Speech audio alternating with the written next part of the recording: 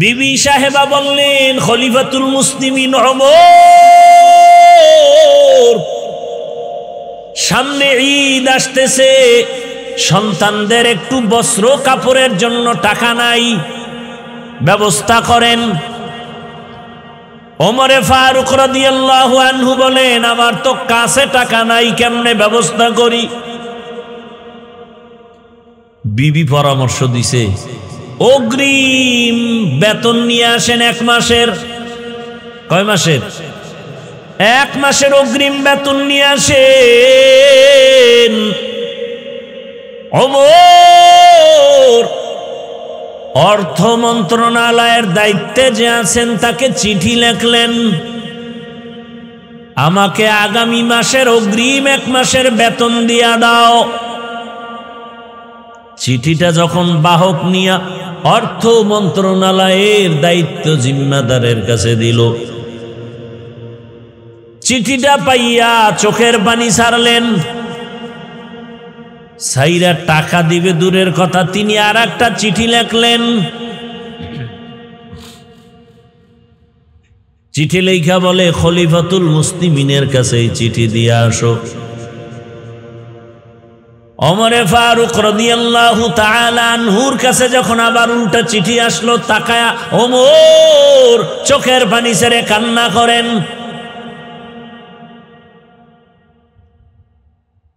জিজ্ঞাসা করা হলো, ওমর আপনি কেন কাঁদেন? বলে, আমি চিঠি দেখে কাঁদি। অর্থ মন্ত্রণালয়ের জিম্মাদার আমাকে টাকা দেওয়ার পরিবর্তে 2টা শর্ত লেখছে, এই 2 প্রশ্ন দিয়া দিছে, 2 প্রশ্নের জবাব দিলে সে আমাকে টাকা দিবে, আর আগে দিবে না। 1 নম্বরে শর্ত দিছে, খলিফাতুল মুসলিমিন আপনি যে 1 মাসের অগ্রিম বেতন চাইলেন, আপনি যে আগামী মাস পর্যন্ত ক্ষমতার চেয়ারে থাকবেন তার গ্যারান্টি কি? গ্যারান্টি আছে? যদি এমন হয়ে যায় যে আপনার চেয়ার জোহরের নামাজের আগে ছেড়ে চলে যেতে হবে, হতে পারে না? পারে না? ওমরে ফারুক আপনি যে আগামী মাস ক্ষমতার চেয়ারে থাকবেন, কি গ্যারান্টি বলেন? 2 নম্বর প্রশ্ন, খলিফাতুল মুসলিমিন আপনি বেঁচে থাকবেন, হায়াত আর কয়দিন বাকি আছে তাও বলেন। ওমর চোখের পানি ছেড়ে কাঁদলেন, আমার চেয়ারে বসে থাকার গ্যারান্টিও নাই, হায়াতের গ্যারান্টি নাই। এর নাম তাকওয়া, এর নাম ইনসাফ। আর এখন তো গরিব বড়লোকের আছে, আরো চায়, গরিবের নাই, তাও মেরে খায়। আল্লাহর ভয় যতদিন আসবে না ততদিন পর্যন্ত জমিনে শান্তি আসবে না রে বাবা। এজন্য আল্লাহ বলেন, জবানটারে কন্ট্রোল করো, তাকওয়ার মেডিসিন লাগাইয়া। তাকওয়া কোথায় পাবা? আল্লাহর ওলি যারা, তাকওয়াওয়ালা যারা, তাদের নজর লাগাও, কারণ তাদের নজরের মধ্যে পাওয়ার আর পাওয়ার। সাধারণ দেখবেন গুনাহগার, বেআমলওয়ালা, আপনাদের এদিকে দেখবেন কদু চিনেননি? কদু গাছের মাঝে মাঝে দেখবেন অনেক জায়গায় দেখছি জুতা টানায়। জুতা দেখছেন কোনোদিন? কারণ কি? জুতা টানাইলে কদুগুলো অনেক বড় হবে, ফ্রেশ হবে। জানা থাকলে বলেন তো, জুতা টানানোর মাকসাদ কি? নজর যেন না লাগে। কার নজর? ফিসাবের। কার নজর? এলাকার বড় গাঞ্জাখোর, বেআমলওয়ালা, ওর নজরে কত অ্যাকশন। ও নারিকেল গাছের দিকে তাকায়, কয় সর্বনাশ, এত নারিকেল। পরের বছর নারিকেল নাই, নারিকেলও নাই, গাছও নাই। গাভীর মধ্যে দুধ হয় 20 কেজি, টাইনা নিয়ে যায় একদিন দিয়ে, কপ দুধ হয়। 1 মাস পরে দেয় 1.5 কেজিও নাই।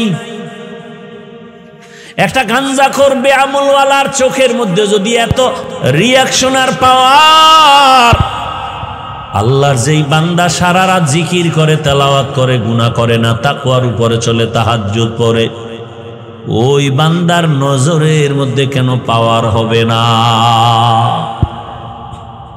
ওই আল্লাহর ওলির নজরে কেন পাওয়ার হবে না? এরে আমার আল্লাহর গোলাম, জবানটারে কন্ট্রোল করিও। বলে তো কন্ট্রোল করার জন্য আমার দৃষ্টিকোণ থেকে কয়েকটা থিওরি আপনাদের দিয়া বয়ান শেষ করব। এক, কয়েকটা গুনাহ ছাড়েন আর নেক আমল চালু করেন জবানে। যদি জিহ্বাটারে ব্যস্ত রাখতে পারেন তাহলে গুনাহ কম হবে। এক নাম্বার, জবানে কয়েকটা গুনাহ থেকে বাঁচার নিয়ত করেন। এক নম্বরে, জবানের দ্বারা মিথ্যা বলবো না। কি বলবো না? মিথ্যা কথা বলবো না, কারণ মিথ্যা মানুষকে ধ্বংস করে মরার আগেই। বিস্তারিত আলোচনা করব না। দুই, জবানের দ্বারা কোনো গালি দিব না। গালি দেওয়া হালাল না হারাম? খবরদার, জবানের দ্বারা গালি দিবেন না। ছেলেরেও না, মেয়েকেও না, স্ত্রীকেও না, আপনজন কাউকে না, বাইরেরটা তো না। ওই তিন নাম্বার, জবানের দ্বারা কারো গীবত করবেন না। এই তিনটা গুনাহ ছাইরা আবার তিনটা নেক চালু করেন, দেখবেন জিহ্বা ব্যস্ত হয়ে গেলে গুনাহ কম হবে। তিনটা গুনাহ ছাইরা এবার নেকও চালু করতে হবে। এক নম্বরে, জবানে কোরআনের তেলাওয়াত। কি ভাই, সোজা জবাব দিবে তো পারি না। আচ্ছা, আমার দ্বারা জবাব দিলেন পারি না, বাঁচলেন। আল্লাহর কাছে পারি না বলে তো নাজাত পাবেন না। শিখলি না কেন? এবার আমি আপনাকে একটু বুঝাবার জন্য বলি, আপনি কি আলহামদু সূরা পারেন না? কুল হু আল্লাহ সূরা পারেন না? ইন্না আতাইনা পারেন না? তাহলে এগুলো পড়েন। দৈনিক 41 বার ইন্না আতাইনা সূরা পড়েন। আগে 11 বার দরুদ, পরে 11 বার দরুদ। প্রথমে 5 বার দরুদ পরে 50 বার কুল হু আল্লাহ সূরাটা পড়বেন, আবার 5 বার দরুদ পড়েন। তবে আমলের একটা তরিকা হলো, সব সময় চালু রাখতে হবে। আজ করবেন, কাল করবেন না, বরকত হবে না। যেমন ঔষধ, আপনি যদি ডোজ পুরা না করেন কাজ হবে না। আজকে খাইলেন, কালকে না খাই পরশু খাইলেন, হবে না। লাগাতার। এরপরে মা বোনদেরকে সহ বলে দেই, কমপক্ষে প্রতিদিন 5 ওয়াক্ত নামাজের পরে 5টা সূরার আমল করেন। ফজরের নামাজের পরে সূরা ইয়াসিনের আমল করেন। যোহরের নামাজের পরে সূরা ফাতাহ বা সূরা আর রহমান। আসরের নামাজের পরে সূরা নাবা। আম্মা ইয়াতাসাআলুন আনিন নাবাইল আযীম। মাগরিবের পরে সূরা ওয়াকিআ। আল্লাহর উপরে ভরসা করে বলছি, যদি কেউ মাগরিবের পরে সূরা ওয়াকিআর আমল চালু রাখে, ওই বান্দা মরণ পর্যন্ত রিজিকে কষ্ট পাবে না। কোন সূরা? কোন সময়? ইযা ওয়াকাতিল ওয়াকিআ লাইসা লিওয়াকাতিহা কাযিবা খাফিজাতুর রাফিআ ইযা রুজ্জাতিল আরদু রাজ্জাও ওয়া বুসাতিল জিবালু বাসসা ফাকানাত হাবাআম বাসসা। এশার নামাজের পরে সূরা মুলক। তাবারাকাল্লাযী বিয়াদিহিল মুলক ওয়া হুয়া আলা কুল্লি শাইইন কাদির। কমপক্ষে 5টা সূরা তেলাওয়াত করেন। যেই ঘরে আল্লাহর কোরআনের তেলাওয়াত চলবে, 24 ঘন্টা ফেরেশতারা তার ঘর পাহারা দিবেন। তো আল্লাহ বলেন, জবানটারে কন্ট্রোল করো। জবান একদিকে বড় অস্ত্র, আর একদিকে জবান বড় নিয়ামত। আমাকে পার্থক্য করে দিল এই জবানের দ্বারা আমি একজন মানুষ, আবার আমাকে আলাদা করে দিল আমি একজন মুমিন। ওখান থেকে আমাকে আলাদা করে দিয়েছে আমি এই মুমিনদের মধ্যে একজন আলেম। কি? আমি একজন আলেম। আমি যে একজন আলেম, এই পরিচয়টা কি আমার হাতে দিছে? কিসের দ্বারা? জবান। আমি কেমন মানুষ, ভালো না খারাপ, আমার আখলাক কেমন, ব্যবহার কেমন, আমার জবান পরিচয় দেয়।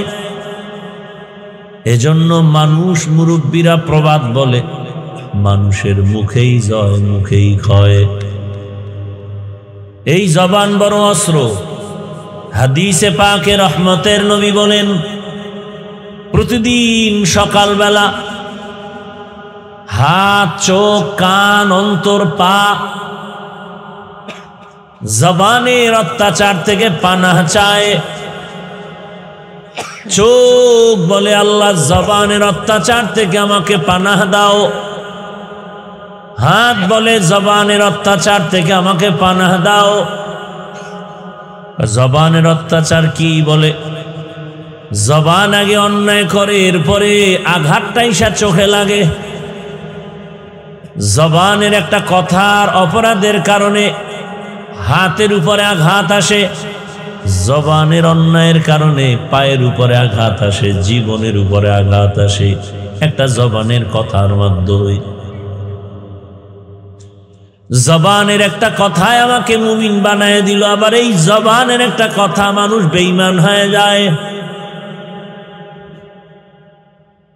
বলে আমি আল্লাহকে মানি, নবী মানি, তবে কোরআনের সব আয়াত মানি না। ঈমান আছে? জিহ্বার এক কথা, ঈমান শেষ। জবানের একটা কথার দ্বারা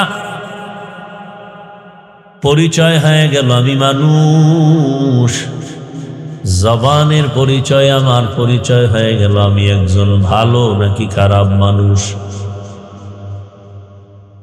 এই জবান দিয়ে আমি কালেমা পড়েছি, আমি মুমিন, আবার আল্লাহর বিরুদ্ধে কথা বলেছি, আমার ঈমান চলে গেল। অচেনা একটা মেয়েকে জবানের কথার দ্বারা যখন কবুল বলেছে, ইজাব কবুল হয়ে গেল, অপরিচিত মেয়েটা তার আপন হয়ে গেল স্ত্রী। অপরিচিত মেয়েটা আপনার স্ত্রী হয় কিসের কথায়? জবান। আবার এই জবান দিয়া যদি বলেন তালাক দিয়া দিলাম, জবানেরই কথার দ্বারা আপনার আপন স্ত্রী বিদায় হয়ে গেল। এই জবান বিচারক বিচারের চেয়ারে বসে যদি ফাঁসির আসামিকে বলে তোমাকে বেকসুর খালাস, ফুলের মালা গলায়, আবার এই জবানের কথা দিয়ে যদি নিরপরাধকে বলো রে হ্যান্ডকাপ লাগাও জেলখানায়, জবানের এত মূল্য। এই জবান যেদিকেই মারবে সেদিকেই কেটে যায়। এজন্য আল্লাহ বলেন জবানটারে কন্ট্রোল করে নেও, জবানটারে কন্ট্রোল করো, না হয় সামনে আগানোর কোনো পথ নাই। এই জবানের দ্বারা বান্দা তুমি আমার মাওলার দিকে আগায় যাও, জবানের দ্বারা পরিচয় দেও তুমি আল্লাহর প্রিয় গোলাম। এখন কন্ট্রোল কিভাবে করবেন? হাত অন্যায় করে, রশি দিয়ে বেঁধে দাও, হাত আর অন্যায় করবে না। পা অন্যায় করে, রশি দিয়া বাঁধো, পা অন্যায় করবে না। কানে অন্যায় কথা শুনে পট্টি লাগায় দাও, অন্যায় কথা কানে যাবে না। চোখ অন্যায় জিনিস দেখে, চোখের মধ্যে পর্দা লাগাও, নেকাপ লাগাও, অন্যায় দেখবে না। জবানের আটকাইবেন কেমনে? এটারে রশি দিয়া বাঁধাও যায় না, নেকাপ লাগানো যায় না, কষ্টেপ লাগানো যাবে না। জবানটাকে কন্ট্রোল কিভাবে করবেন? একদিকে এটা কত বড় নিয়ামত। কত মানুষ দুনিয়াতে আছে, খানাও খায় কিন্তু জবানে আওয়াজ নাই, কথা বন্ধ আছে না? এদেরকে আমরা কি বলি? বোবা। এই যুবক, তুমি যে জিহ্বা নাড়ায় মাকে গালি দাও, বাবাকে গালি দাও, শিক্ষকের গালি দাও, আলেমরে গালি দাও, আল্লাহ যদি তোমারে বোবা বানাইতেন, বলো তুমি কেমনে গালি দিতা? আবার অনেকের কথা চলতেছিল, হঠাৎ রোগে পড়িয়া জবান বন্ধ হয়ে গেছে, এমন হয় না? আল্লাহর বড় নেয়ামতের জবান। দুনিয়াতে আসার পর আজ পর্যন্ত এই জিহ্বা নামের মেশিনটা নাড়ায় নাড়ায় কত কোটি কোটি কথা সাপ্লাই দিলাম। এই কথাগুলো কোন মেশিনে তৈরি হয়? ওই মেশিনটা কোথায়? ওই মেশিনের তেল পেট্রোল অকটেন কে দেন? বিদ্যুতের বাতি জ্বলে, বিল দেওয়া লাগে। মাইকে কথা বলি, মাউথ আমার কথা টেনে মেশিন থেকে ইউনিট দিয়া হরেনের মাধ্যমে দূরে সরায় দিল। এই মেশিনটাও দীর্ঘ আনলিমিটেড চলবে না, একটা টাইম আছে। যদি লাগাতার চালাইতেই থাকে হঠাৎ করে মেশিন গরম হয়ে আগুন লেগে যাবে। কিন্তু জিহ্বা নামের মেশিন 30, 40, 50, 70 বছর পর্যন্ত জিহ্বা নাড়ায় কথা বলি, একটা সেকেন্ডের জন্য কখনো জিহ্বা বন্ধ হয়ে যায় নাই। কথা বলতে বলতে ঠোঁট ব্যথা করে, গাল ব্যথা করে, কপাল ব্যথা করে, মাথা ব্যথা করে, জিহ্বা কখনো ব্যথা করে না। কত বড় নেয়ামত! আল্লাহ বলেন এই জবানটারে কন্ট্রোল কর। জবানের একটা কথার দ্বারা মায়ের কলিজা ঠান্ডা, আবার এক কথায় মায়ের চোখের পানি বের হয়ে যায়। এই জবানের একটা কথা মানুষ জিরো থেকে হিরো হয়, আবার একটা কথার দ্বারা হিরো থেকে জিরো হয়ে যায়। জবানটাকে কেমনে কন্ট্রোল করবা? হাত কন্ট্রোলে আনা যাবে, পা যাবে, চোখ কন্ট্রোল করা যাবে, জবানটারে কেমনে করি? আল্লাহ নিজে বলেন আমার কাছে একটা মেডিসিন আছে, ওই মেডিসিনটা যদি ব্যবহার করো জবানটা কন্ট্রোল করা সম্ভব। অন্য দুনিয়ার কোনো চালাকি করিয়াও জবান কন্ট্রোল করা যাবে না। আমার দেওয়া কুদরতের ওই মেডিসিনের নাম হলো তাকওয়া। মেডিসিনের নাম কি? হর কে দারদ খৌফে হক দর দিল মাদাম জন্নতুল মাওয়া দেহদ ও রামকাম জুজবা হক ছি জে মখাজ ইনসো যা ফজলে উআ মস্তে দরজুম লা জাহা। আপনাদের খারাপ লাগতেছে? জবানকে কন্ট্রোল করার একমাত্র মেডিসিনের নাম তাকওয়া। তাকওয়ার শব্দের অর্থ হলো ভয়। ভয়ের আরবি হলো খৌফ, ভয়ের আরবি হলো খশিয়া। ইন্নামা ইয়াখশাল্লাহা মিন ইবাদিহিল উলামা। আল্লাহ বলেন জমিনে আমার বান্দা বান্দীদের মধ্যে আলেম যারা, উলামা যারা আমাকে ভয় করবে। ভয় করার মানে কি? ওয়া আম্মা মান খাফা মাকামা রাব্বিহি ওয়া নাহান নাফসা আনিল হাওয়া ফাইন্নাল জান্নাতা হিয়াল মাওয়া। খাউফুন মানিও ভয়, খাশিয়াতুল মানিও ভয়, তাকওয়া মানিও ভয়। এখন আমি যদি আপনাদের প্রশ্ন করি, আপনারা এখানে কারা কারা আল্লাহকে ভয় করেন? যদি প্রশ্ন করি সবাই হাত উঠাবে নাকি উঠাবে না? সবাই হাত উঠাবে। কিছু চালাক পারলে পা উঠায় দিবে, বলবে আমরা 4 হাত পায়ে আল্লাহরে ভয় করি। আরো যারা চালাক তারা বলবে হুজুরদের থেকে আমরা আরো বেশি ভয় করি। অথচ এখানে বহু আশেক আছে, নামাজ নাই, রোজা নাই, তেলাওয়াত নাই, বয়ানে আসছে ঠিক, তবে আজ ফজর পড়ে নাই, জোহর আসর মাগরিব এশাও পড়ে নাই। এমন আশেক নাই? সেও বলে আমি আল্লাহকে ভয় করি, আর আমি 5 ওয়াক্ত নামাজ ঠিক রাখিয়াও বলি আল্লাহকে ভয় করি। আপনি দাড়ি না রেখে বলেন আল্লাহকে ভয় করি, আর আমি দাড়ি রেখে বলি আল্লাহকে ভয় করি। আপনি পর্দা লঙ্ঘন করে বলেন আল্লাহকে ভয় করি, আর আমি পর্দা রক্ষা করে বলি আল্লাহকে ভয় করি। আপনি হালাল না খেয়ে বলেন, হারাম খেয়ে বলেন আল্লাহকে ভয় করি, আর আমি হারাম থেকে দূরে থেকে হালাল খেয়ে বলি আল্লাহকে ভয় করি। বলেন দুই ভয় কি সমান? মূলত আপনি ভয়ই করেন না। বলে তাহলে ভয় যে করি তার প্রমাণটা কি? উদাহরণত বলি, প্রত্যেক সন্তান তার মা বাবাকে ভয় করে। প্রমাণ কি? বলে মা বাবার চোখের সামনে সন্তান অন্যায় করে না কেন? বলে শাস্তির ভয়। ছাত্র শিক্ষকের ভয় করে, বলে প্রমাণ, বলে শিক্ষকের সামনে ছাত্র অন্যায় করে না কেন? শাস্তির ভয়।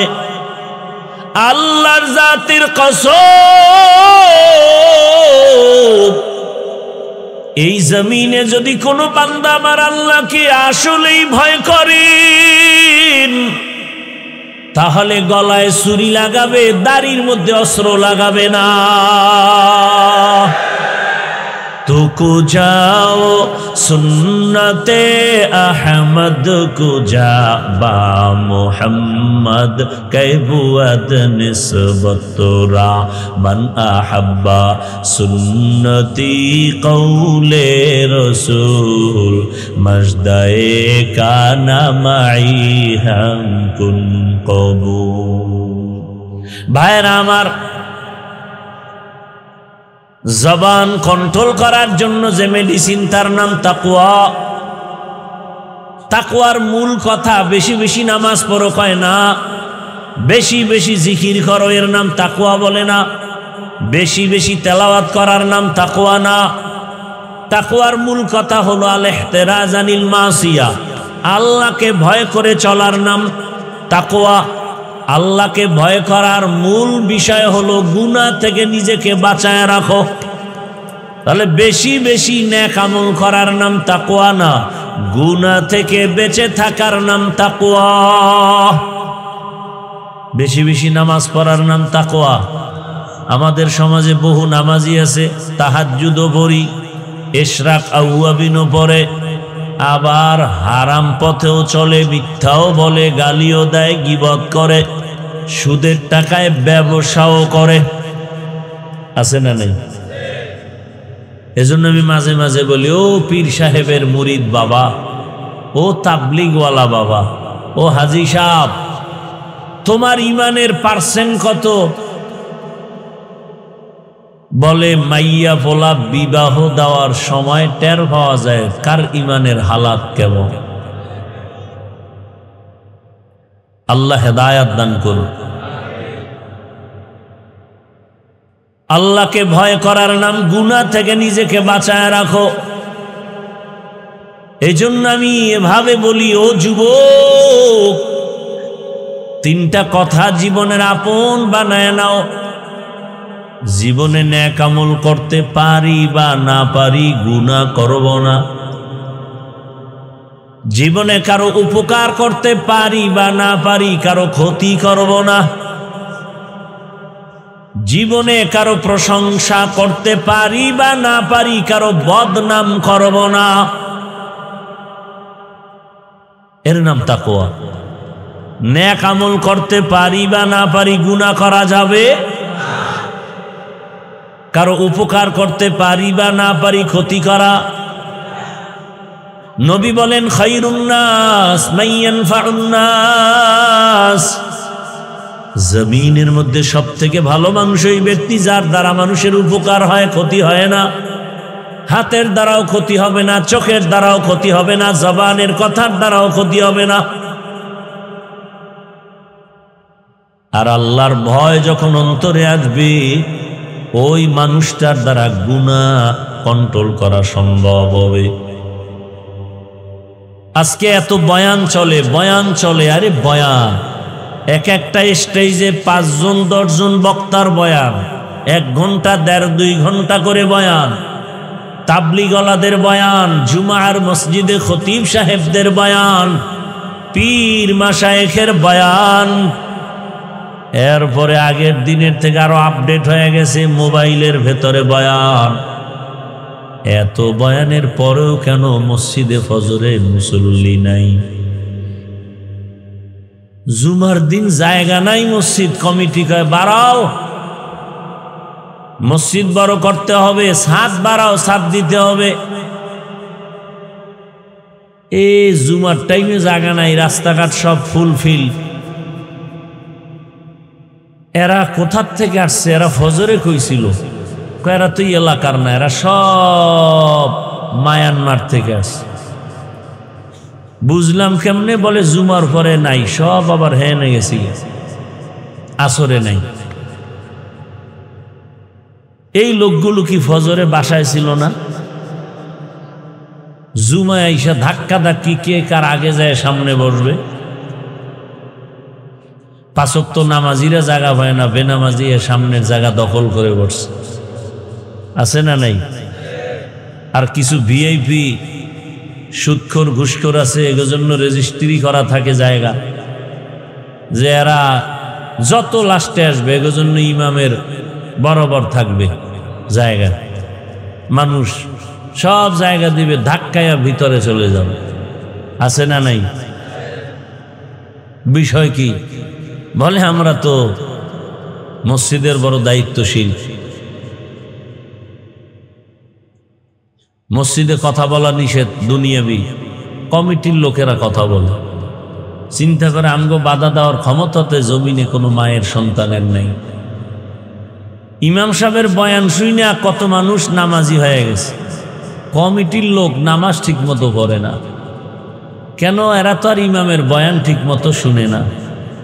শুনে ইমাম বয়ান করে, এরা কানে মুখে কথা বলে, গল্প করে, আসেও তো শেষে, বয়ানও শুনতে আসে না। আসে এমন টাইপে যে খুতবা দিবে দিবে ভাব। আচ্ছা, বয়ান শুনতে আসে না কেন? কয় এই আমগো খতিব সাহেবের বয়ান আগুন, কঠিন বয়ান করে, এগুলো কলিজা গরম হয়ে যায় বয়ান শুনলে, সহ্য করা যায় না। আমাদের তাকওয়া অন্তরে এতটা দুর্বল, তো এত বয়ানের পরেও আমাদের আমলের খাতা শূন্য কেন?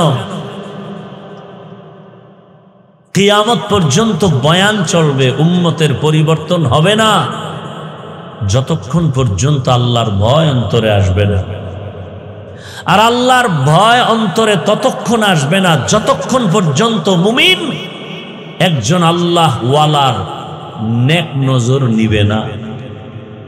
قال رسول الله صلى الله عليه وآله وسلم لكل شيء معدن ومعدن التقوى قلوب العارفين। ভালো ভালো জিনিস রাখার গোডাউন আছে, তাকওয়ার গোডাউন হলো আল্লাহর প্রিয় বান্দাদের কলব। আহলুল্লাহ যারা, তাদের কলবের ভেতরে তাকওয়া, তাদের নজর লাগাও, তাদের নজরের মধ্যে পাওয়ার আছে, পাওয়ার। قال رسول الله صلى الله عليه وآله وسلم اتقوا فراسة المؤمن فإنه ينظر بنور الله।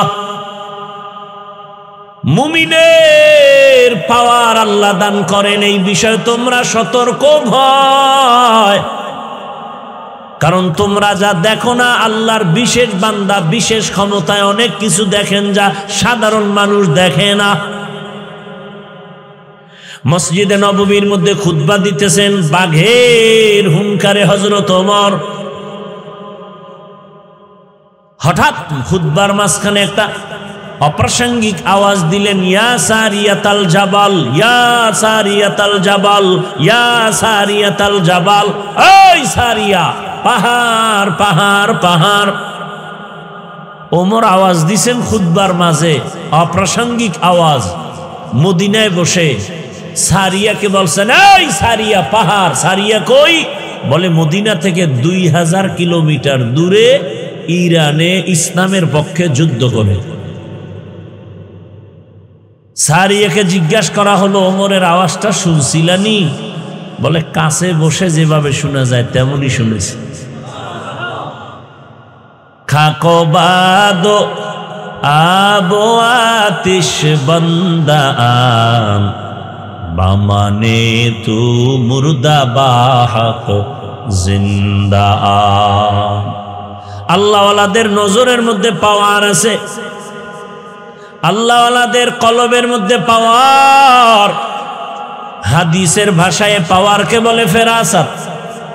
কোরআনের ভাষায় পাওয়ারকে বলে ফুরকান।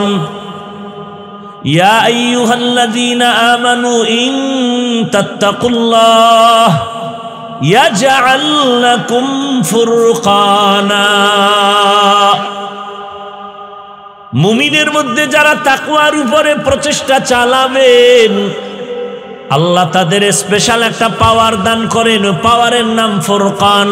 পাওয়ারের নাম কি? মা মানাল ফুরকান হুয়া নূরুম মিন ইলাহি। ফুরকান কি? বলে আল্লাহর থেকে দেওয়া একটা নূরের আলো। বলে সেটা দিয়া কি করে? বলে মা ফুররিকা বিহি বাইনাল হাক্কি ওয়াল বাতিল। আল্লাহর দেওয়া নূরের আলো দিয়া বান্দা নির্ণয় করে কোনটা হক কোনটা বাতিল। অন্ধকারের মধ্যে, বেদাতীদের মধ্যেও, শিরিকের মধ্যেও বান্দা ঈমানের আলো নিয়া হকের ঝান্ডা নিয়ে দাঁড়ায় থাকে। সব ডানে বামে উল্টা পাল্টা করবে, কিন্তু ফুরকানের পাওয়ারওয়ালারা উল্টা পাল্টা করবে না। ক্বালা রাসূলুল্লাহ সাল্লাল্লাহু আলাইহি ওয়া আলিহি ওয়াসাল্লাম লাম তাজতামিআ উম্মতি আলা দালালাতি আবাদা। সব উম্মত গোমরা যদি হয়, পথভ্রষ্ট যদি হয়, ফুরকান নামের পাওয়ারওয়ালারা হকের ঝান্ডা নিয়ে থাকবেন। দুনিয়ার সব একদিকে যাবে, ওই হকপন্থীরা ডান বামে যাবে না।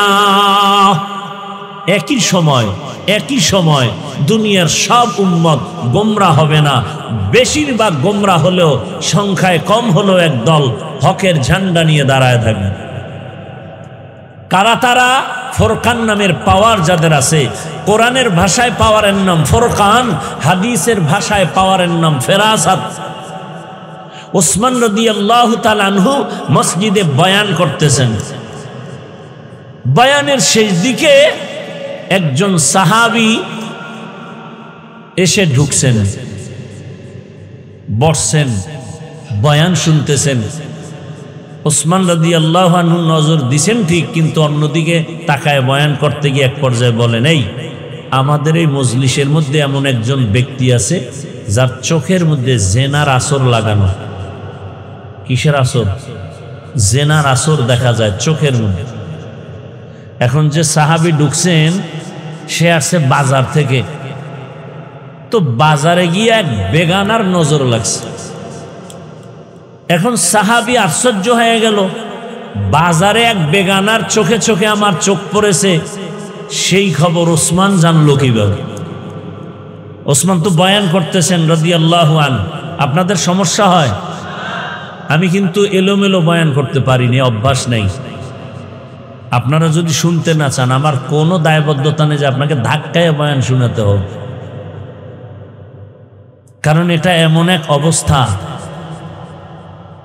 আল্লাহ যাকে কবুল না করবেন তার কপালে এগুলো ঢুকবে না। এজন্য তো আমি বলি, এ সমস্ত ময়দানে এই যে মাটির মধ্যে বসা, খাওয়ানোর চিন্তা নাই, ঘুমের চিন্তা নাই, হ্যাঁ, আসছে নিজের টাকা দিয়া পায়ে হেঁটে বসার ভিআইপি কোনো ব্যবস্থা নাই, মাটির উপরে বসা, কেউ দাঁড়ানো, এতগুলো মানুষকে নিয়ন্ত্রণ করার জন্য কোনো পুলিশ বলেন না কেন, র্যাব আছে, প্রশাসন আছে। দুনিয়ার কোনো মাস্তান টাকাওয়ালা যদি এতগুলো মানুষ এখানে বসাইতে চাইতো, এক নাম্বার কথায় জান্নাতিকেও আসতো না গাঞ্জাখোর ছাড়া। নাম্বার দুই, এতগুলো মানুষ এখানে জমা করার জন্য ওই টাকাওয়ালার ফ্রি গাড়ি দেওয়া লাগতো। আপনাদের কেউ ফ্রি গাড়ি দিছে? দেয় নাই। নাম্বার তিন, এখানে আসার পরে ভিআইপি বসার ব্যবস্থা করত। আপনাদের বসার ব্যবস্থা ভিআইপি? পৃথিবীতে এর থেকে থার্ড ক্লাসের বিছানা হতে পারে না। চার নাম্বার, এখানে আসার পরে ফাঁকে ফাঁকে নাস্তা দিতে হতো, না হয় চেয়ারের বাড়ি। কি এই সিস্টেম দেখেন নাই? মিটিংয়ে বসছে, একটা সবাই বসছে, নাস্তা চলতেছে, প্যাকেট একটা কম পাইছে, বাইরে বাইরে শুরু হয়ে গেছে, চেয়ার উঠতেছে বাতাসে। আবার ওই দলের কিছু কুলাঙ্গারেরা ভিডিও করে জাতিকে জানাইতেছে যে দেখো আমরা কত বড় বেয়াদব। আছে না নাই? কেমন কুলাঙ্গা! নিজের দলের কিছু উল্টাপাল্টা হলে এটা আবার প্রকাশ করে ভিডিও করে যারা দেখায়, ওগো 24 ঘন্টা ফিডে তো দল থেকে বহিষ্কার করা উচিত। ওরা তো কুলাঙ্গার, দলের কলঙ্ক। কয় ফিডামুখী, আমিও তো এই আকামের মধ্যে একজন। কারে ফিডে? নষ্ট কোথাকার। এরপরে এই মানুষগুলোকে নিয়ন্ত্রণের জন্য কত পুলিশ, কত র্যাব, কত কিছু লাগে। শেষ পর্যন্ত ভয় থাকলে কুত্তা এনে হাজির করে। কারণ মানুষ বেঈমানি করতে পারে, কুকুর বেঈমানি করে না। বডিগার্ড বডির উপরে গুলি মারে, আর কুকুর নাহাইয়া সারা রাত মালিকের বাড়ি পাহারা দেয়। কিন্তু দেখেন তো এই মজলিসটা, কোনো প্রশাসন নাই, পাহারাদার নাই, চুপচাপ সবাই বসে আছে। কোনো আওয়াজও এই মুহূর্তে কেউ টেলিফোন করলেও ধরবে না, কেটে দিবে। কথা ঠিক না? যতবার টেলিফোন করবে বারবার কল কেটে দিবে। 3-4 বার দেওয়ার পরে হঠাৎ ধরতেও পারে। আর সেই কলটা যদি বাসার থেকে আসে তো আজকে রাত্রে তার খবর আছে।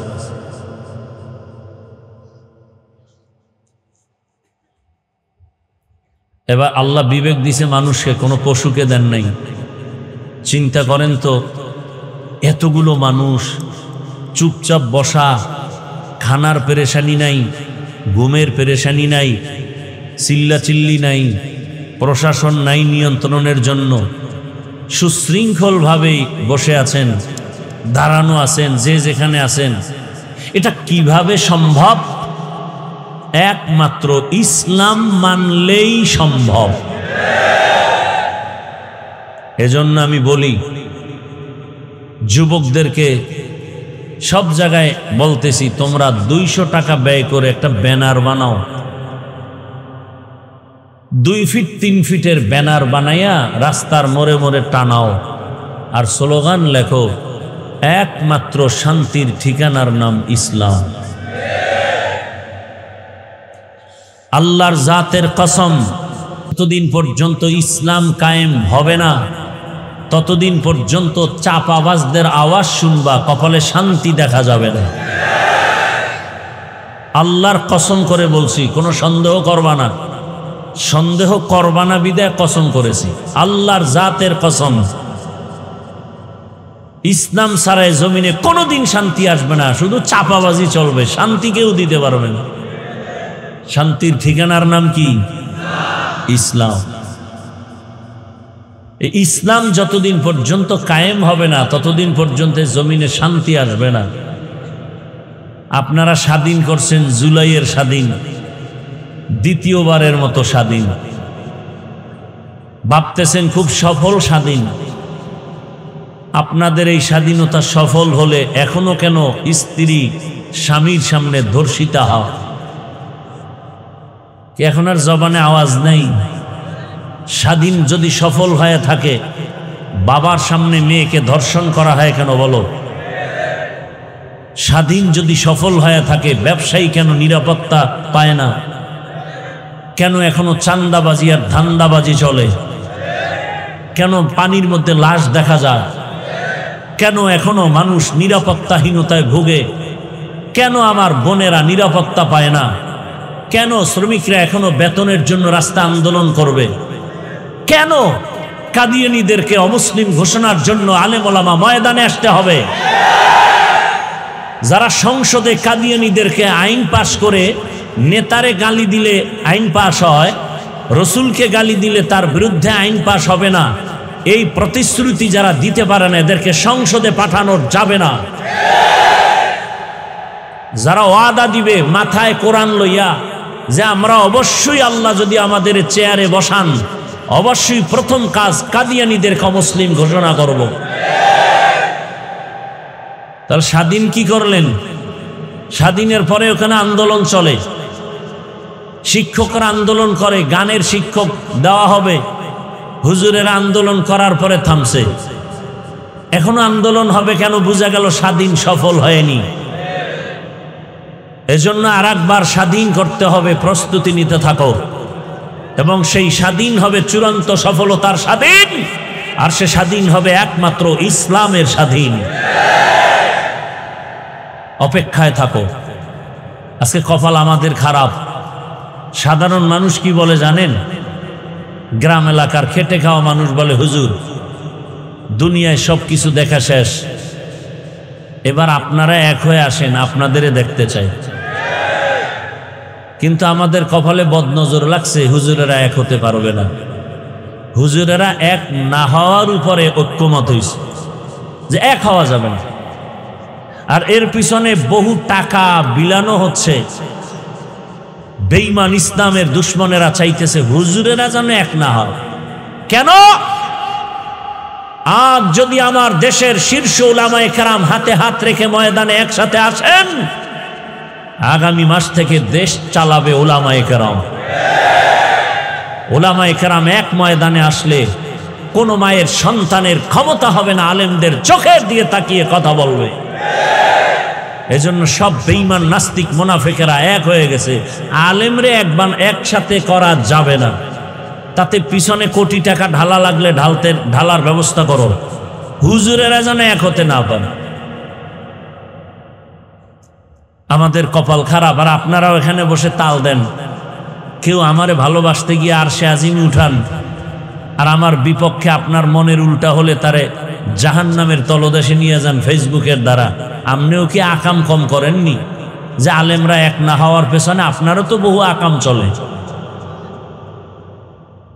আপনার মতো এই বেয়াদবি করার দুঃসাহস আপনাকে কে দিয়েছে? আলেমের বিরুদ্ধে লেখা কে দিয়েছে আপনাকে?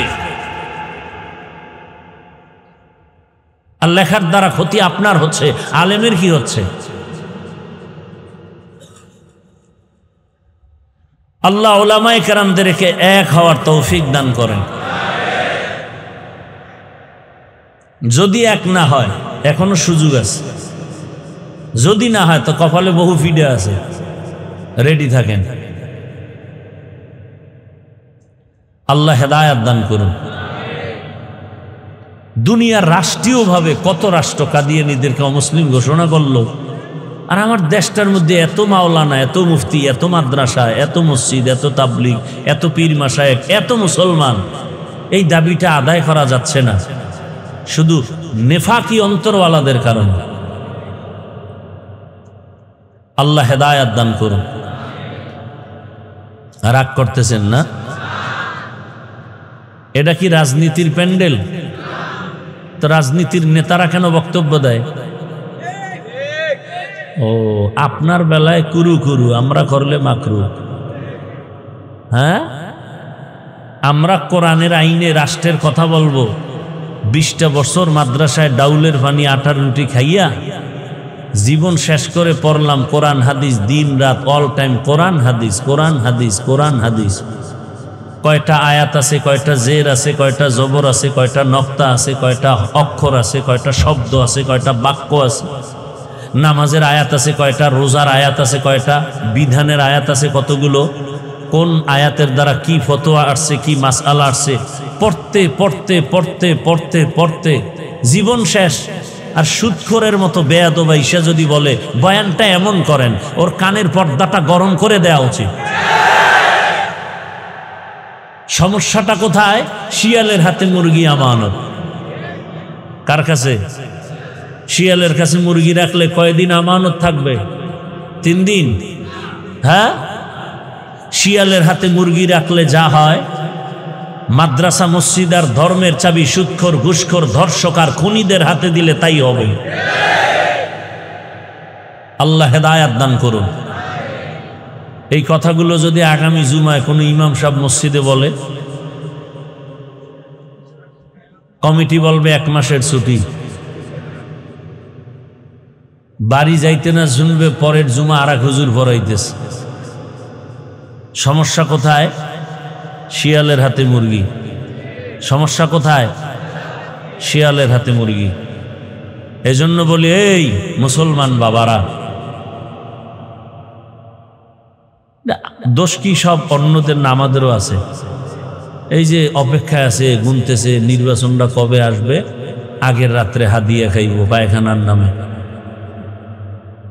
এই যারা ভোটের আগে টাকা খাও, নির্লজ্জ বেহায়া, তুমি বাথরুমে ঢুইকা 10 গ্রাম পায়খানা খাইও, পরে উখিয়া বাজারে গিয়া হালাল সাবান কিনে কুলি কইরো, গন্ধ থাকবে না। আর এই হারাম খায়া যারা মরবে, জাহান্নামের আগুন ছাড়া কপাল ঠান্ডা হবে না। আল্লাহ হেদায়াত দান করুন। কি রাগ করতেছেন আপনারা? কি আমরা কি দুর্বল ইসলাম মানি নাকি? আমাদের কোরআনটা কি দুর্বল? আচ্ছা, এখানে অনেক শিক্ষিত যুবকদেরকে বলছি, বাবারা খেয়াল করেন তো, বাবার কথা কি সন্তান সব মানে? দুই একটার সাথে তর্ক করে না? তার মানে কি বাবারে কেউ গালি দিলে ও শুনবে? ও কলারটা ধরে বলবে, এই বেয়াদব, আমার সাথে বাবার তর্ক হোক যাই হোক, কিন্তু বাবার অপমান তো আমি মেনে নিব না।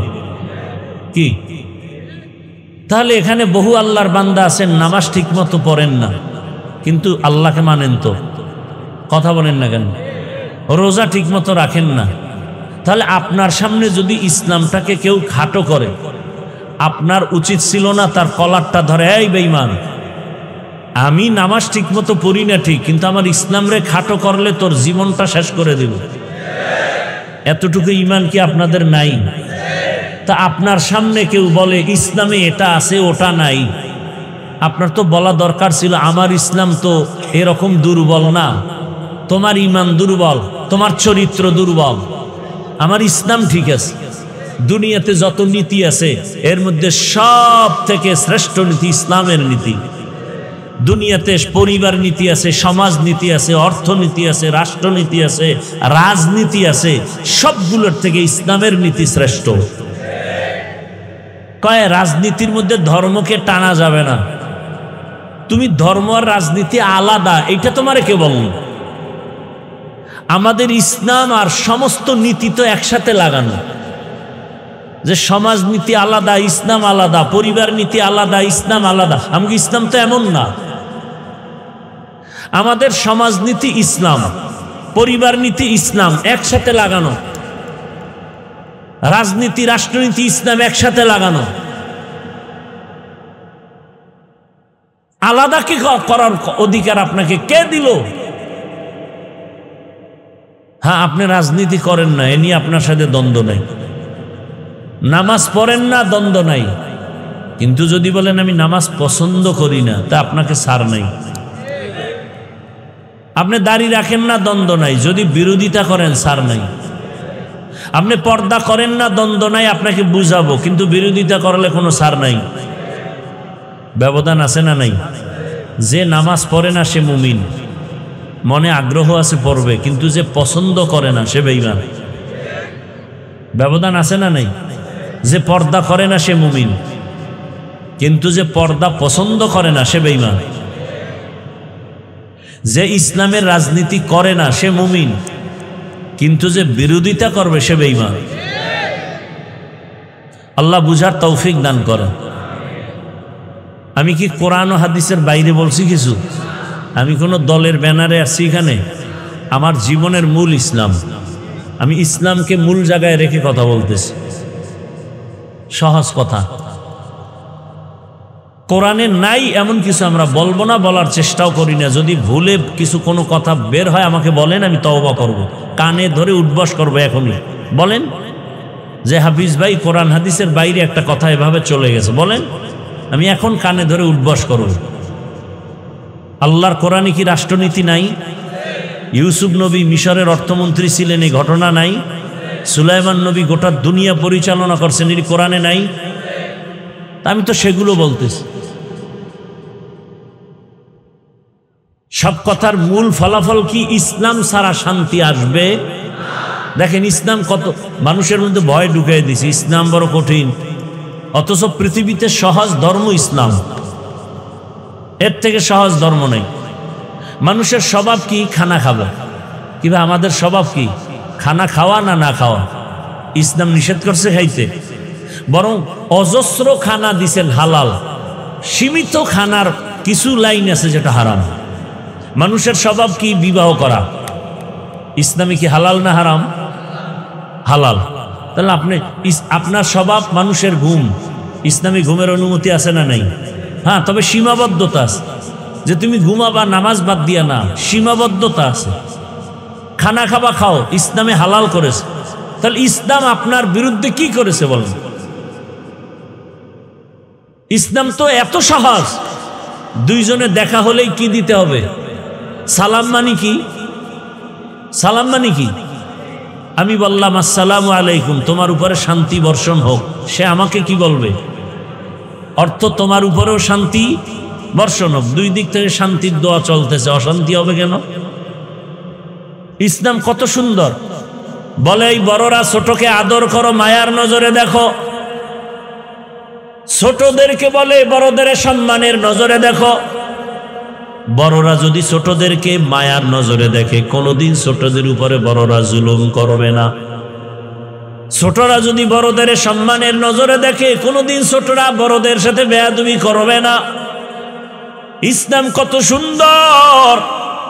কর্মচারীকে বলে ও মালিক, তোমার কর্মচারী কাজ করে, ঘাম ঝরার আগে বেতনটা দিয়া দাও। আন্দোলন হবে না, মনে কষ্ট থাকবে না। আগামী দিন সময় মতো কর্মচারী হাজির হয়ে যাবে। ইসলাম এত সুন্দর। ইসলামে মিথ্যা কথার অনুমতি নাই, গালি দেওয়ার অনুমতি নাই, গীবত করার অনুমতি নাই। একজন বিধর্মী আসলেও ইসলাম বলে তাকে সম্মানের সাথে এক গ্লাস পানি পান করায় দাও। ইসলাম বলে খারাপ আচরণ করবা না। ইসলামের মতো সুন্দর ধর্ম নাই, বুঝি না, এজন্যই উল্টা পাল্টা। আপনি পানি পান করবেন, গেলাসে পানি নিলেন, পানি পান করবেন, বা একটা বোতল নিলেন, বাম হাতে এক টান দিলেন, আধা লিটার নাই। ইসলাম বলে না, ডান হাতে নাও, 3 বারে পানি পান করো, পিপাসাও নিবারণ হবে, সুন্নত আদায় হবে। আপনারা জুতা পরবেন না যাওয়ার সময়? আমিও জুতা পরব। আপনি তো জুতা পরে দৌড় দিবেন, ডান বাম নাই। ইসলাম বলে না, জুতা পরার সময় একটু খেয়াল করলেই হয়ে যাবে, ডান জুতায় ডান পাও আগে ঢুকাও, বাম পায়ে বাম জুতাটা পরে নাও। 2 পায়ে যখন জুতা ঢুকলো, এরপরে যখন তুমি কদমটা দিবা, ডান কদম আগে দাও। এটা কষ্ট। আপনি বাথরুমে যাবেন, আমিও যাব, ইসলাম বলে বাম পা দিয়া ঢুকো, আর আপনার তো ডান বাম নাই, নিম্ন চাপ শুরু হয়ে গেছে। এমন জোরে দৌড় দিছে, গিয়া ঠাস ফিরা ফিরা মাথা বাইরে গেছে। ও ডান পাও নাই, বাম পাও নাই, দুনো পাও দিয়া লাভ দিছে। বাম পা দিয়া বাথরুমে ঢুকেন, খালি মাথায় ঢুকবেন না, খালি পায়ে যাবেন না, সুন্নাত আদায় হয়ে গেল।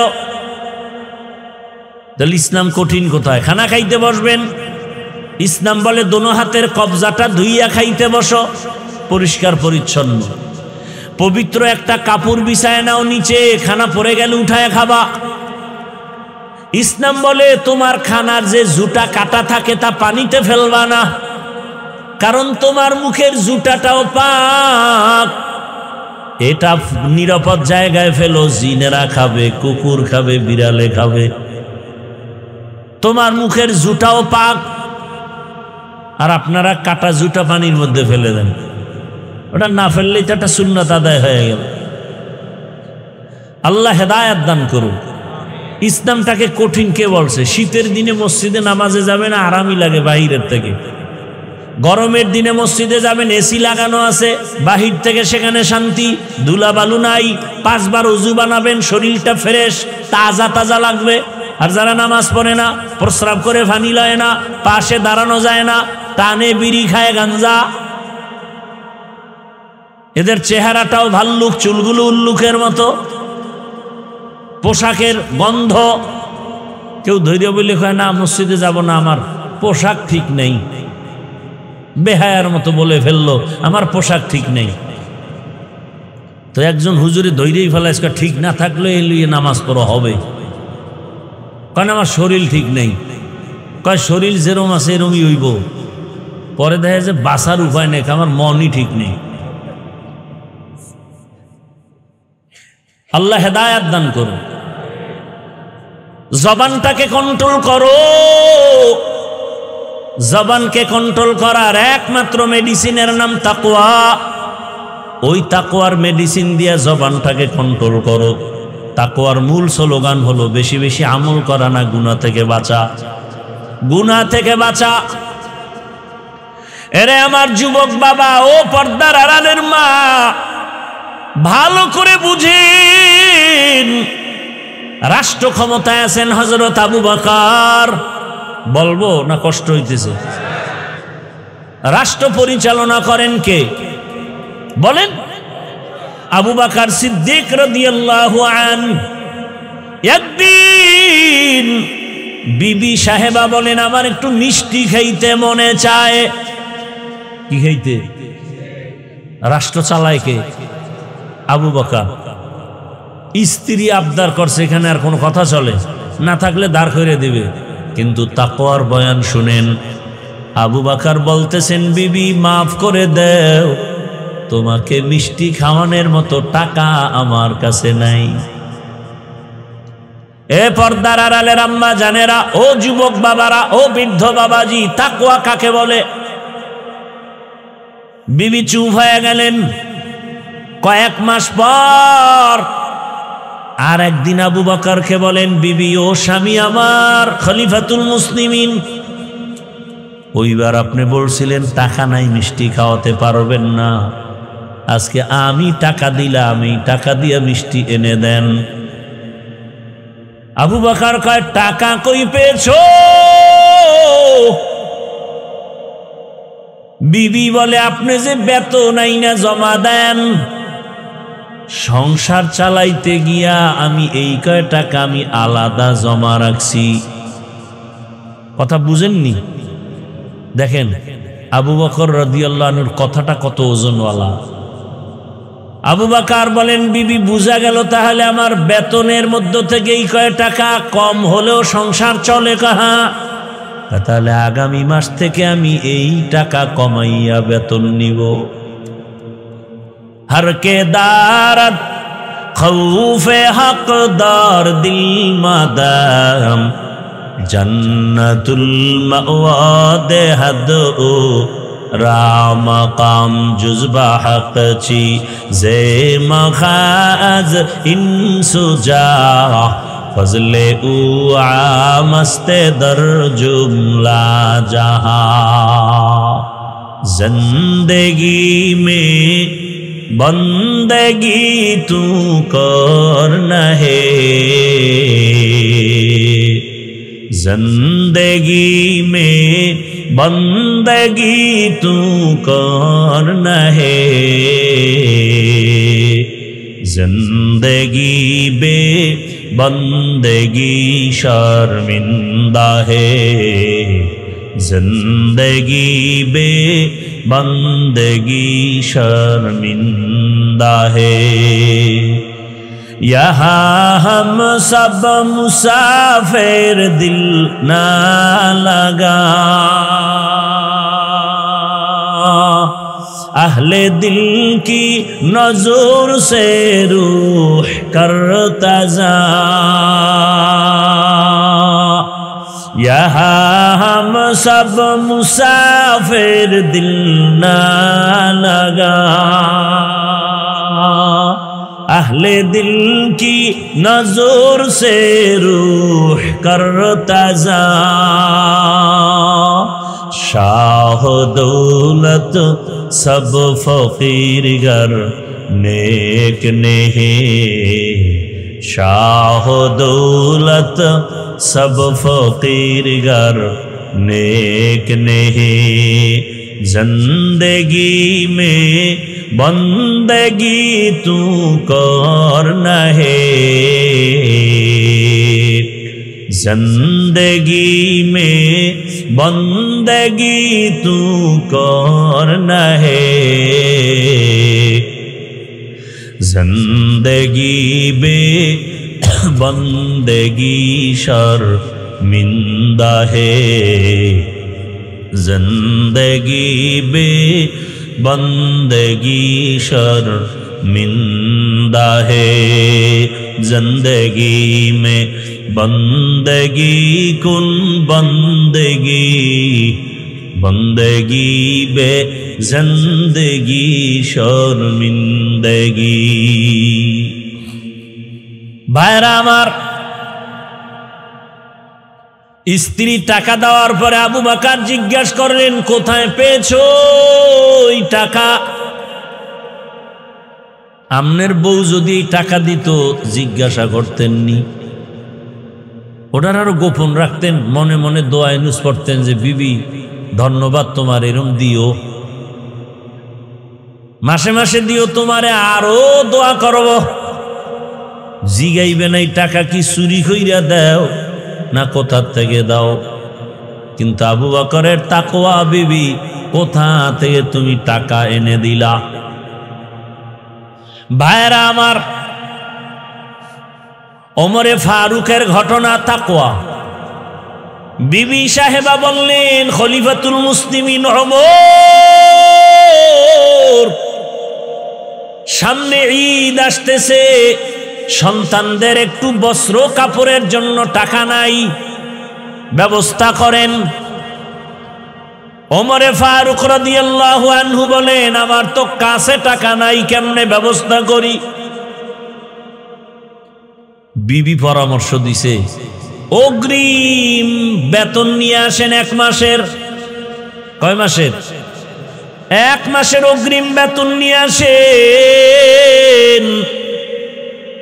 ওমর অর্থ মন্ত্রণালয়ের দায়িত্বে যে আছেন তাকে চিঠি লিখলেন, আমাকে আগামী মাসের অগ্রিম 1 মাসের বেতন দিয়া দাও। চিঠিটা যখন বাহক নিয়া অর্থ মন্ত্রণালয়ের দায়িত্ব জিম্মাদারের কাছে দিল, চিঠিটা পাইয়া চোখের পানি ছাড়লেন। সাইরা টাকা দিবে দূরের কথা, তিনি আর একটা চিঠি লিখলেন। চিঠি লেখা বলে, খলিফাতুল মুসলিমিনের কাছে এই চিঠি দিয়ে আসো। ওমরে ফারুক রাদিয়াল্লাহু তাআলা আনহুর কাছে যখন আবার উল্টা চিঠি আসলো, তাকায়া ওমর চোখের পানি ছেড়ে কান্না করেন।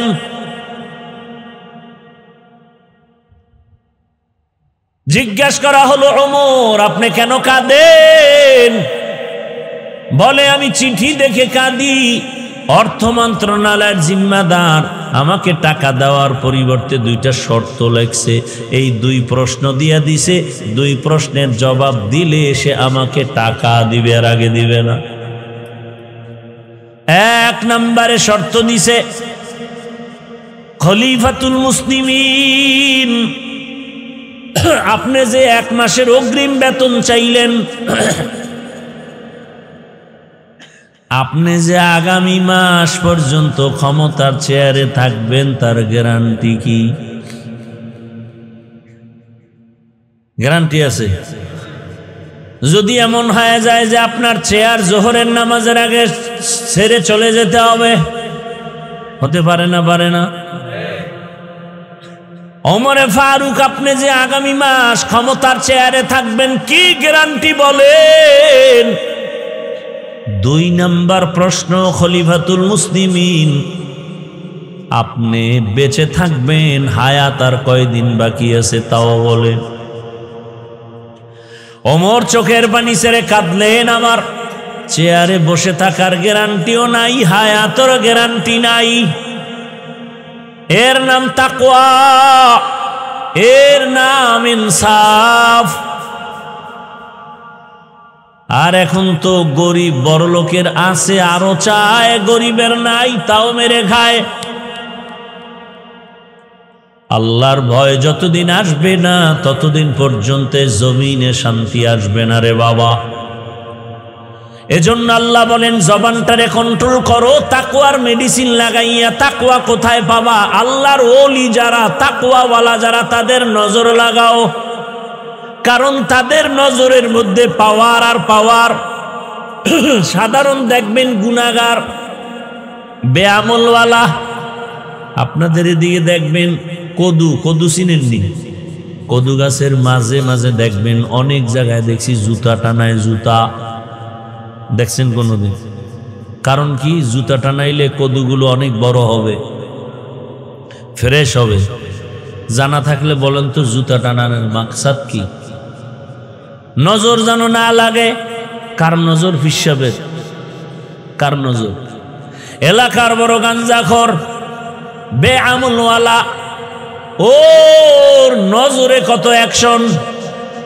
ও নারিকেল গাছের দিকে তাকায়, কয় সর্বনাশ, এত নারিকেল। পরের বছর নারিকেল নাই, নারিকেলও নাই, গাছও নাই। গাভীর মধ্যে দুধ হয় 20 কেজি, টাইনা নিয়ে যায় একদিন দিয়ে কপ দুধ হয়, 1 মাস পরে দেয় 1.5 কেজিও নাই। একটা গাঞ্জাখোর বেআমলওয়ালার চোখের মধ্যে যদি এত রিয়াকশন আর পাওয়ার, আল্লাহর যেই বান্দা সারা রাত জিকির করে, তেলাওয়াত করে, গুনাহ করে না, তাকওয়ার উপরে চলে, তাহাজ্জুদ পড়ে, ওই বান্দার নজরের মধ্যে কেন পাওয়ার হবে না? ওই আল্লাহর ওলির নজরে কেন পাওয়ার হবে না? এরে আমার আল্লাহর গোলাম, জবানটারে কন্ট্রোল করিও। বলে তো কন্ট্রোল করার জন্য আমার দৃষ্টিকোণ থেকে কয়েকটা থিওরি আপনাদের দিয়া বয়ান শেষ করব। কয়েকটা গুনাহ ছাড়েন আর নেক আমল চালু করেন জবানে। যদি জিহ্বাটারে ব্যস্ত রাখতে পারেন তাহলে গুনাহ কম হবে। 1 নাম্বার, জবানে কয়েকটা গুনাহ থেকে বাঁচার নিয়ত করেন। 1 নম্বরে জবানের দ্বারা মিথ্যা বলবো না। কি বলবো না? মিথ্যা কথা বলবো না, কারণ মিথ্যা মানুষকে ধ্বংস করে মরার আগেই। বিস্তারিত আলোচনা করব না। 2, জবানের দ্বারা কোনো গালি দিব না। গালি দেওয়া হালাল না হারাম? খবরদার, জবানের দ্বারা গালি দিবেন না। ছেলেরেও না, মেয়েকেও না, স্ত্রীকেও না, আপনজন কাউকে না, বাইরেরটা তো না। ওই 3 নাম্বার, জবানের দ্বারা কারো গীবত করবেন না। এই 3টা গুনাহ ছাইরা আবার 3টা নেক চালু করেন, দেখবেন জিহ্বা ব্যস্ত হয়ে গেলে গুনাহ কম হবে। 3টা গুনাহ ছাইরা এবার নেকও চালু করতে হবে। 1 নম্বরে জবানে কোরআনের তেলাওয়াত। কি ভাই, সোজা জবাব দিবে তো পারি না। আচ্ছা, আমার দ্বারা জবাব দিলেন পারি না, বাঁচলেন। আল্লাহর কাছে পারি না বলে তো নাজাত পাবেন না। শিখলি না কেন? এবার আমি আপনাকে একটু বুঝাবার জন্য বলি, আপনি কি আলহামদু সূরা পারেন না? কুল হুয়াল্লাহ সূরা পারেন না? ইন্না আতাইনা পারেন না? তাহলে এগুলো পড়েন। দৈনিক 41 বার ইন্না আতাইনা সূরা পড়েন। আগে 11 বার দরুদ, পরে 11 বার দরুদ। প্রথমে 5 বার দরুদ পরে 50 বার কুল হুয়াল্লাহ সূরাটা পড়বেন, আবার 5 বার দরুদ পড়েন। তবে আমলের একটা তরিকা হলো সব সময় চালু রাখতে হবে। আজ করবেন, কাল করবেন না, বরকত হবে না। যেমন ঔষধ, আপনি যদি ডোজ পুরা না করেন কাজ হবে না। আজকে খাইলেন, কালকে না খাই পরশু খাইলেন, হবে না, লাগাতার। এরপরে মা বোনদেরকে সহ বলে দেই, কমপক্ষে প্রতিদিন 5 ওয়াক্ত নামাজের পরে 5টা সূরার আমল করেন। ফজরের নামাজের পরে সূরা ইয়াসিনের আমল করেন। যোহরের নামাজের পরে সূরা ফাতাহ বা সূরা আর রহমান। আসরের নামাজের পরে সূরা নাবা। আম্মা ইয়াতাসাআলুন আনিন নাবাইল আযীম। মাগরিবের পরে সূরা ওয়াকিআ। আল্লাহর উপরে ভরসা করে বলছি, যদি কেউ মাগরিবের পরে সূরা ওয়াকিআর আমল চালু রাখে, ওই বান্দা মরণ পর্যন্ত রিজিকে কষ্ট পাবে না। কোন সূরা? কোন সময়? ইযা ওয়াকাতিল ওয়াকিআ লাইসা লিওয়াকাতিহা কাযিবা খাফিজাতুর রাফিআ ইযা রুজ্জাতিল আরদু রাজ্জাও ওয়া বুসাতিল জিবালু বাসসা ফাকানাত হাবাআম বাসসা। এশার নামাজের পরে সূরা মুলক। তাবারাকাল্লাযী বিয়াদিহিল মুলক ওয়া হুয়া আলা কুল্লি শাইইন কাদির। কমপক্ষে 5টা সূরা তেলাওয়াত করেন। যেই ঘরে আল্লাহর কোরআনের তেলাওয়াত চলবে 24 ঘন্টা ফেরেশতারা তার ঘর পাহারা দিবেন। ও পর্দার আড়ালের আম্মা জানেরা, এক নম্বরে জবানে তেলাওয়াত চালু রাখেন। ফজরের নামাজ যারা পড়বেন সুন্নাত পড়িয়া ফরজ নামাজের আগে, এই মানবেন না হুদা কইতেছি, ফজরের সুন্নাত পড়িয়া ফরজ নামাজের আগে একটা জগ, এটার কি কয়, জগে বা গ্লাসে বা বোতলে পানি নিবেন, 11 বার দরুদ শরীফ পড়বেন। এরপরে ধরে ধরে গুনে গুনে 41 বার বিসমিল্লাহ সহ আলহামদু সূরা পড়ে আবার 11 বার দরুদ শরীফ পড়ে পানির মধ্যে ফু দিবেন। আর ওই বাসায় সবাই ওই পানি পান করবেন। পৃথিবীতে সূরা ফাতিহার মতো ঔষধ আর জমিনে নাই। ফজরের সুন্নাত আর ফরজের মাঝখানে 11 বার দরুদ শরীফ, 41 বার আলহামদু সূরা, আবার 11 বার দরুদ শরীফ পড়ে পানির মধ্যে ফু দিয়া সারাদিন ওই পানি ঘরের সবাই পান করেন ইয়াকিনের সাথে। ফলাফল আসে না কেন? ইয়াকিন নাই এই জন্য। এবার হাঁটতেছেন, চলতেছেন, তেলাওয়াত করতে থাকেন, কারণ অক্ষর পড়লেই তো সওয়াব। 2 নম্বরে জবানের দ্বারা আর একটা আমল করবেন, আল্লাহর নামের জিকির। কার জিকির? সব সময় জিকির করবেন, লা ইলাহা ইল্লাল্লাহ। এই জিকির সব থেকে দামি। এর সাথে আরো যদি আপনি মিলাই থাকেন, সুবহান আল্লাহর জিকির করেন, তসবিহ পড়েন, আলহামদুলিল্লাহর তসবিহ পড়েন, আল্লাহু আকবারের তসবিহ পড়েন, প্রত্যেক নামাজের পরে সালাম ফিরাইয়া 33 বার সুবহান আল্লাহ, 33 বার আলহামদুলিল্লাহ, 34 বার আল্লাহু আকবার। এই আমলটা ডান হাতের আঙ্গুলের কর গুনে গুনে গুনে গুনে করবেন। দেখবেন আপনার ভাগ্যের চাকা খুলে যাবে ইনশাআল্লাহ। তাহলে 1 নম্বরে কোরআনের তেলাওয়াত, দ্বিতীয় হলো আল্লাহর নামের জিকির, 3 নম্বরে হাঁটতে চলতে উঠতে বসতে রাসূলের উপরে দরুদ। পারলে নামাজেরটা পড়বেন, সময় থাকলে ছোট আকারে সাল্লাল্লাহু আলাইহি ওয়াসাল্লাম পড়বেন। আর একটা আমলের কথা বলবো, 3টা আমল গেল। 1 নম্বরে তেলাওয়াত, 2 নম্বরে আল্লাহর নামের জিকির, 3 নম্বর কি ভাই? দরুদ শরীফ। 4 নম্বর একটা আমল, এখানে যারা কোটি কোটি টাকা ঋণ হয়ে আছেন, আল্লাহর উপরে ভরসা করে বলি সব ঋণ আদায় হয়ে যাবে আপনার এই আমলটা করবেন। সে আমলটা সবার সহজ একটা আমল, ইস্তেগফারের আমল। কিসের আমল? আস্তাগফিরুল্লাহাল আযীম, আস্তাগফিরুল্লাহাল আযীম, আস্তাগফিরুল্লাহাল আযীম। ওলামায়ে কেরাম লেখেন কমপক্ষে প্রতিদিন 300 বার ইস্তেগফারের আমল করেন, 300 বার দরুদ শরীফের আমল করেন। মিয়া সম্মানের জন্য মানুষের পিছে ঘুরেন, দুনিয়া আপনার পেছনে ঘুরবে। এই আমলটা করেন, নির্জনে বসে 300 বার তসবিহ হাতে নিয়া দরুদ পড়েন, 300 বার ইস্তেগফার পড়েন, ইনশাআল্লাহ গোটা দুনিয়া আপনার পাগল হয়ে যাবে। আপনি মানুষের পিছনে ঘুরবেন কেন? টাকার পেছনে ঘুরবেন কেন? দুনিয়ার সব আপনার পেছনে ঘুরবে।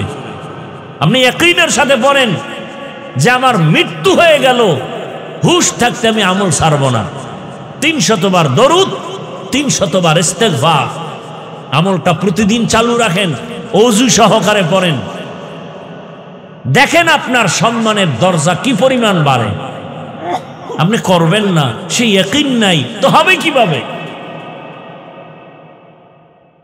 জবান হেফাজতের জন্য 3টা গুনাহ ছাড়ার কথা বললাম। 1, মিথ্যা বলা যাবে না, 2, গালি দেওয়া যাবে না, 3, গীবত করা যাবে না। উল্টা 3-4টা আমল চালু রাখবেন, গুনাহ কম হবে। 1 নম্বরে আল্লাহর কোরআনের তেলাওয়াত, 2 আল্লাহর নামের জিকির, 3 নম্বরে 300 বার দরুদের আমল, 4 নম্বর 300 বার ইস্তেগফারের আমল। ও আমার যুবক, সম্মান দেওয়ার মালিক আল্লাহ, সে আল্লাহকে আপন বানায় চলো। কোনো সার্টিফিকেট লাগবে না, কিচ্ছু লাগবে না। গোবরের ভেতরে পদ্ম ফুল ফুটায় দিবেন কে?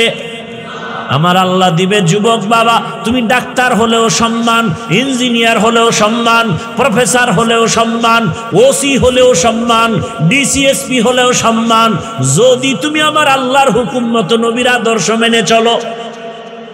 কি ডাক্তার হলে সম্মান নাই? ডাক্তার জাকির নায়েকের এত সুনাম কেন? সে হোমিওপ্যাথিক ডাক্তার। কে জানতো তার বাবাকে, কে তার মা, কে তারে পালন করলো, কই তার বাড়ি, কি তার ডিগ্রি? আজকে সারা দুনিয়ার মানুষ তার মহাব্বতে বিভোর হয়ে আছে। একজন মাত্র ডাক্তার, হোমিওপ্যাথিক ডাক্তার, এত সুনাম। আর আমগো বাংলাদেশের এক ডাক্তার জুতার বাড়ি খেয়ে ফালাইছে, মরার পরও লাশটায় জমিনে আসবে নিশ্চয়তা নাই। তাসলিমা নাসরিন। কারণটা কি? মা বাবার সাথে বেয়াদবি করলে মরার আগে ধ্বংস, শিক্ষকের সাথে বেয়াদবি করলে মরণের আগেই ধ্বংস শুরু, আলেম ওলামার সাথে বেয়াদবি করলে মরার আগে ধ্বংস। অতএব অনুরোধ করে বলছি, যুবক এখনো সময় আছে, তওবা করো, জবানটারে কন্ট্রোল করো, মনে মনে আমার আল্লাহকে বলো। তোমার মতো যুবক এখনো তোমার চোখের সামনে জেনারেল লাইনে আছে, জীবনে মাদ্রাসায় যায় নাই, আলিফ বা তা পড়ে নাই, এমন জেনারেল লাইনের যুবকেরা স্কুলে পড়ে, কলেজে পড়ে, চাকরি করে, ব্যবসা করে, 5 ওয়াক্ত নামাজও পড়ে, আছে না নাই? তুমি কেন পারো না রে বাবা? তোমার মতো যুবক রাস্তায় গাড়ি চালায়, নামাজ বাদ দেয় না, বলো তুমি কেন পারো না? তোমার কপালে কি মা বাবার বরদোয়া লাগলো নি? তোমার মতো যুবক র্যাব, আর্মি, পুলিশ, বিডিআরের চাকরি করে, নামাজ পড়ে, বলো তুমি কেন পারবা না? তোমার মতো বান্দা জেনারেল লাইনে ব্যবসা করে, নামাজ পড়ে, চাকরি করে, নামাজ পড়ে, তুমি কেন পারবা না? তোমার কপাল বুঝি খারাপ হয়ে গেল? এখনো সময় আছে, তওবা করো। পর্দার আড়ালের মা বোনেরা, আপনার মতো কত মা, কত বোন এখনো আছে পর্দা করে, নামাজ ছাড়ে না, মোবাইলে সময় নষ্ট করে না, স্বামীর মাল খেয়ানত করে না। ও আম্মা জানেরা, আপনারা কি পারেন না স্বামীর মাল হেফাজত করবেন, মোবাইল থেকে দূরে থাকবেন, 5 ওয়াক্ত নামাজ পড়বেন, পর্দা রক্ষা করবেন, সন্তানটাকে আদর্শবান ডাক্তার, ইঞ্জিনিয়ার বানাবেন? সন্তানের জীবনটাও ধন্য, আপনার জীবনটাও ধন্য হয়ে যাবে। এখনো সময় আছে, তওবা করেন, মনে মনে আল্লাহকে বলেন, ও দয়ার মালিক, জীবনে তো গুনাহ কম করি নাই, শয়তানের ধোকায় পড়িয়া মনের আশা পূরণ করতে গিয়া কত নামাজ ছাড়লাম, দাড়ি কাটলাম, বেপরদায় চললাম, পার্কে পার্কে ঘুরলাম, মোবাইলে গুনাহ করলাম।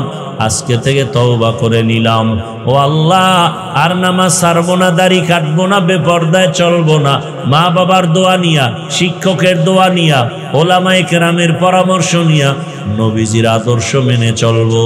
তওবা করার মতো যদি অন্তর তৈরি হয়, মুনাফিকি যদি অন্তরে না থাকে, খাঁটি তওবার নিয়ত যাদের আছে, দুটো হাত আমার আল্লাহকে দেখায় দেই। আয় আল্লাহ, হাতগুলো কবুল করে নেন, তওবা কবুল করে নেন, তওবার উপরে মজবুত হইয়া চলার মতো তৌফিক দান করেন, আমিন। আলহামদুলিল্লাহি রাব্বিল আলামিন, ওয়াসসালাতু ওয়াসসালামু আলা সাইয়্যিদিল আমবিয়া ওয়াল মুরসালিন ওয়া আলা আলিহি ওয়া আসহাবিহি আজমাইন। ইয়া আরহামার রাহিমিন, ইয়া আরহামার রাহিমিন, ইয়া আরহামার রাহিমিন। রব্বিরহামহুমা কামা রব্বায়ানি সগীরা। اللهم إنك عفو كريم تحب العفو فاعف عنا. اللهم إنا نسألك رضاك والجنة ونعوذ بك من سخطك والنار.